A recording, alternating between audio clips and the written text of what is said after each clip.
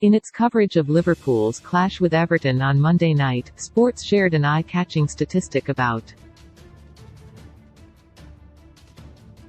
the right-back, perhaps the league's best playmaker in recent years alongside, has only notched one assist in his last 25 top-flight appearances. On one level, it's an alarming downturn for a player who already ranks third among defenders on the all-time assist charts, only behind teammate and Everton legend Leighton Baines. But on another, it shows how he's changed the standards for players in his position. Alexander-Arnold and Robertson have revolutionized the role of fullback to the extent that assists are now the main currency by which they are judged. In the sports studio, Gary Neville would surely not have turned his nose up at those numbers. Alexander-Arnold's low cross for Liverpool's second goal on Monday doesn't technically count as an assist, simply because it grazed the knee of Vitaly Mykolenko on its way to the back post. But it seems pretty clear that the Englishman was aiming for Gakpo, and the touch was minimal, so to all intents and purposes, it was an assist. That was a good way to hit back at his critics, and indeed at the sports graphic, although that was already missing a crucial bit of context, which we'll get to shortly. Before that, though, it's worth noting the Scouser also asserted himself at the other end of the field in the Merseyside derby.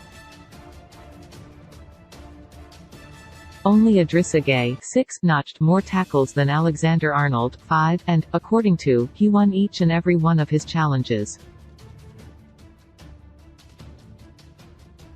It was a strong performance from the 24-year-old, continuing an upward trend that has gone under the radar. After failing to assist a goal in any of his first 19 appearances this season, Alexander-Arnold has now set up 3 in his last 7 matches, if indeed you count his pass for Gakpo on Monday night. Because an assist relies on the receiver scoring, though, it's better to look at the quality of the chances created, or the expected assisted goals (XAG). This is what Sports ignored with its graphic. This metric measures the XG that follows a pass that assists a shot, the closer it is to 0.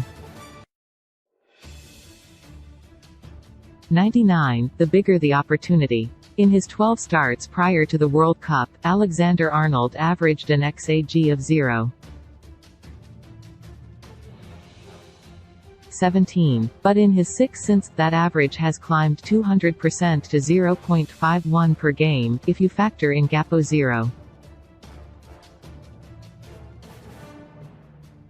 75 xG opportunity yesterday. Put simply, that means he's teeing up chances worth a goal every 2 matches and, if that continued and his teammates did their part, he would reach double figures for assists before the season was out. Defensively too, he's been better than he was in the first part of the season, when he struggled badly at times.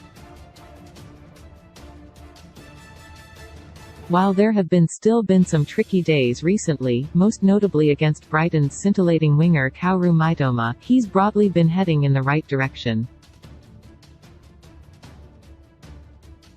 If we look at 1 versus 1 defending, the area where Alexander-Arnold has been scrutinized most heavily, we can see a significant improvement. Pre-World Cup, he averaged a success rate of 50% in his challenges, considering only the games he started and contested at least one, but post-World Cup, he's been sitting at an excellent 70%. While these look like elite-level numbers, your eyes tell you that we're still not seeing the best version of just yet, particularly in an offensive sense. But he's on the path to reaching that level, continuing to improve gradually and quietly.